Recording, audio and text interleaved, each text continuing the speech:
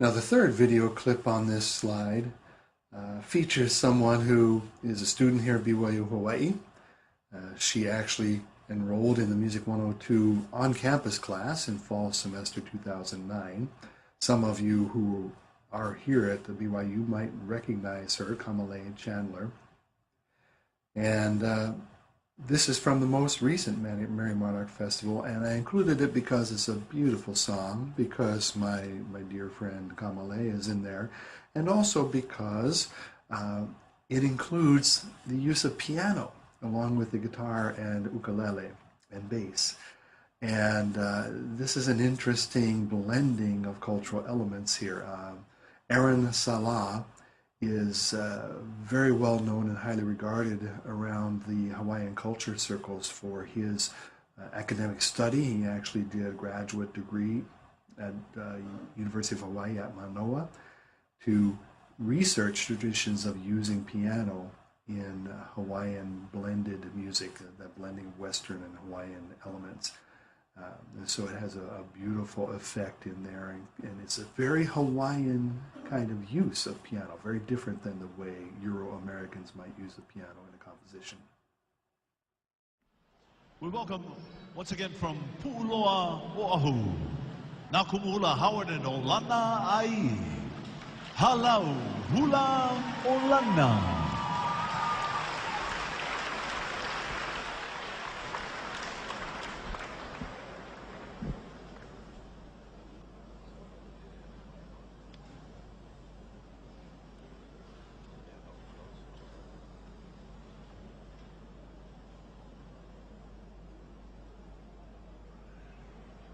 Yeah.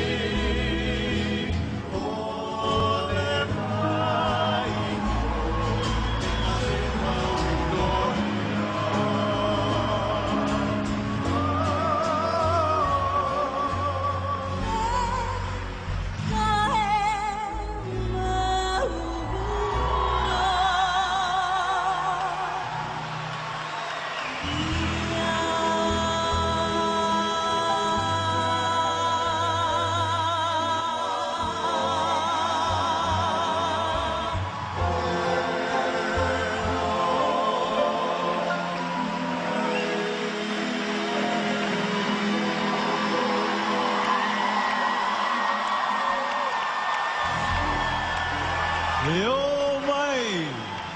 Halau hula olana. Leaving the stage with Kawailele o Nu'uanu, the waterfalls of Nu'uanu that never stop flowing. Next, we'll consider the tradition of hula ku'i, which is a very strong and vivid example of bicultural syncretism. I want to make sure this concept of syncretism is clear to you because it's so important to this course. When we talk about syncretic elements, that's the adjective form, things that go together, things that are compatible. The image I always like to use, or the metaphor I like to use, is if you can imagine taking a dill pickle and dipping that in chocolate sauce, and then taking a big bite of that, I think many people in many cultures would find those two tastes to be incompatible. They don't really go well together. But if you were to take a nice ripe banana and dip that into chocolate sauce, I think it would be delicious to most people in most cultures. Those two tastes, the chocolate and the banana, go well together. And that's the idea of syncretism, that you take elements from different sources and put them together, and those compatible elements are the ones that come together in a way that creates something new and meaningful and positive, in this case, in a culture. So we have here in hula ku'i a pre-contact chanting style with traditional instruments, but using the melodic intervals of a Western scale. And if the intervals of the melody for a traditional chant, a hula kahiko chant, tend to be organized around intervals that we describe in music theory as seconds or thirds.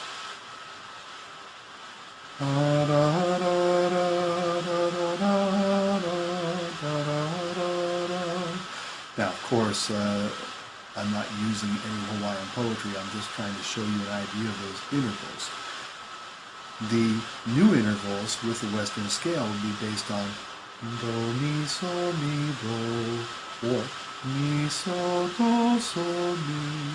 So you would have something da da da da da da da da da da da da da da, something along those lines. And forgive me for that very simple demonstration. We're going to listen to an audio clip now that will give you a much better insight into how this works in the hula ku'i, blending of the old and new.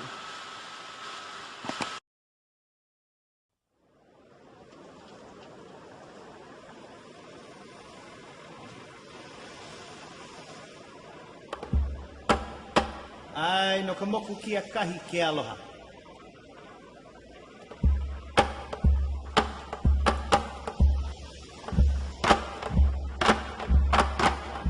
No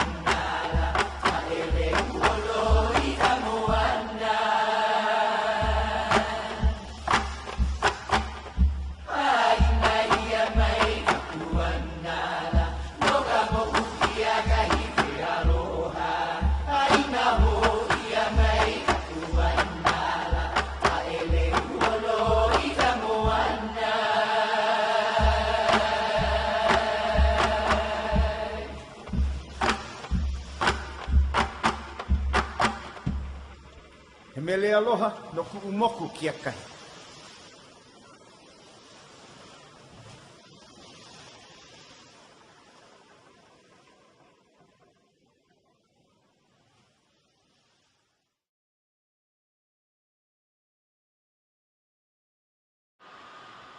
Hopefully by now in this online course you're getting the idea that it's a very helpful strategy in a course like this, dealing with a subject like this, when we talk about music and the related performing arts, music, dance, poetry, etc., that it's a very helpful thing to compare and contrast. Maybe you've done that in other subjects, in other courses as well, where you kind of come to understand something better by comparing it or contrasting it with something else.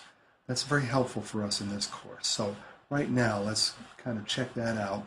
Some of these references will make even more sense to you as you continue on through the presentations. For instance, when you move ahead to the presentations on Tahiti, then you can refer back and compare and contrast to what we learned in the Hawaiian culture. But here, Polynesian practices concerning singing and dancing in many cultures in Polynesia. The performers fulfill both the dancing and the singing role. And I give you a couple of examples here that you're going to encounter as you go along.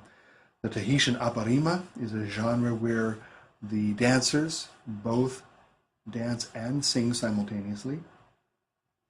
In Samoa, the ma'ulu'ulu is a genre where you have people moving, doing the choreography or dancing, if you will, and the singing.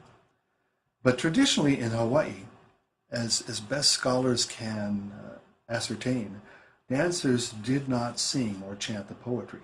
There was a separate person with a separate function. That was the kumu, the master chanter and drummer. Sometimes there are some people that feel that there was possibly room in that tradition for other people to reinforce the chanting, to learn the chant and learn the melody and chant in unison with the chanter, as we saw in one of those Merry Monarch clips. But traditionally, the dancers did not sing. Now, if you have encountered Hawaiian dance, of course, through these presentations, but also just being out and about here in Laie and the campus and the Polynesian Cultural Center, you certainly hear the dancers, or particularly one dancer who might be considered the lead dancer, who would call out a few words. That is the kahea chant, and that is designed to get everyone on the same page, so to speak. It lets them know if they're going to go on to the next verse of the poetry or repeat the previous verse another time. And so that is a tradition that, even if they've worked that all out in advance, because of the performing tradition, that person will speak those few words or call out those few words. But they don't sing along with the kumu or chant